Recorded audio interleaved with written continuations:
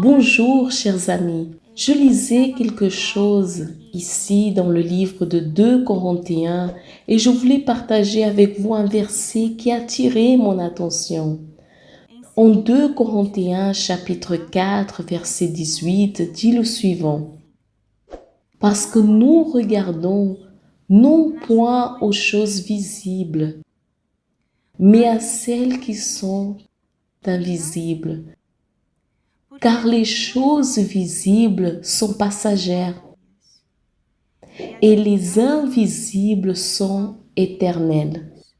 Ici, l'apôtre Paul enseigne, il nous exhorte à ne pas prêter attention aux choses que nous voyons. Quelles sont les choses qui sont visibles? Ce sont les problèmes, les luttes, les difficultés que nous avons. C'est la maison, la famille, le travail et toutes ces choses, par exemple, la famille, le travail, nous en avons besoin. Ces choses sont importantes, mais ici l'apôtre Paul nous enseigne pour que nous ne prêtions pas attention aux choses que nous voyons, parce que toutes ces choses ici dans ce monde sont passagères, même les problèmes, les luttes sont passagers. Si nous sommes dans la présence de Dieu, à la recherche de Dieu, ces problèmes prendront fin et Dieu promet une vie en abondance ici sur terre. Ce n'est pas que nous devons souffrir, endurer les problèmes, ce n'est pas cela. Dieu nous promet une vie abondante.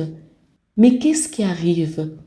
Souvent, parce qu'il y a beaucoup de besoins, de problèmes, nous finissons par nous concentrer en accordant plus d'attention aux choses que nous voyons, aux choses physiques qui un jour finiront, un jour tout sera laissé de côté. Mais les choses importantes qui est notre salut, parfois, vous ne prêtez pas l'attention dont vous avez besoin.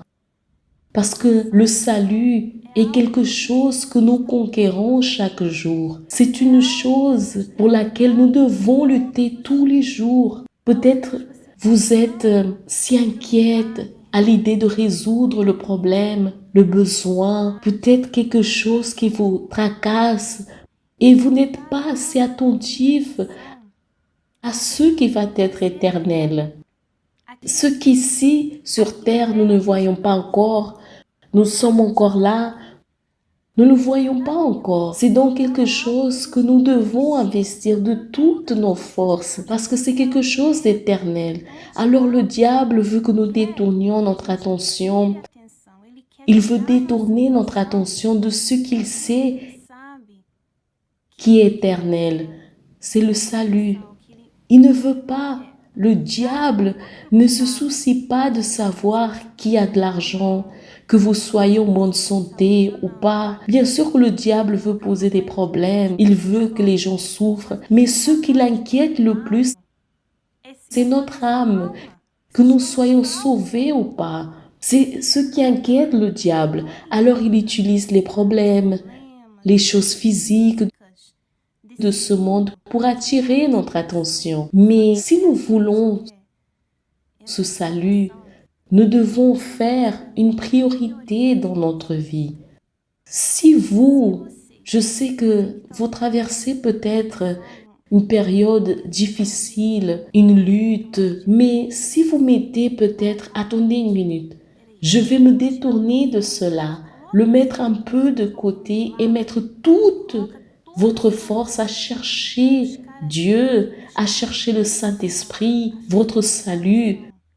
Vous allez voir comment Dieu va s'occuper du reste. Il va s'occuper. Et s'il va, notre Dieu est juste. Si vous le cherchez de toutes vos forces, même s'il y a quelque chose qui vous inquiète, mais vous mettez votre salut en premier, vous cherchez à plaire à Dieu, vous verrez comment Dieu va vous honorer. Parce que vous vous souciez davantage de ce qui plaît à Dieu en le cherchant, le salut. Peut-être que vous vous concentrez trop sur le problème, que vous êtes trop inquiète de recevoir, de le résoudre, que vous vous souciez plus de ce qui est éternel, de ce que personne ne peut vous enlever, c'est-à-dire le salut, que nous luttons pour lui et que nous conquérons chaque jour.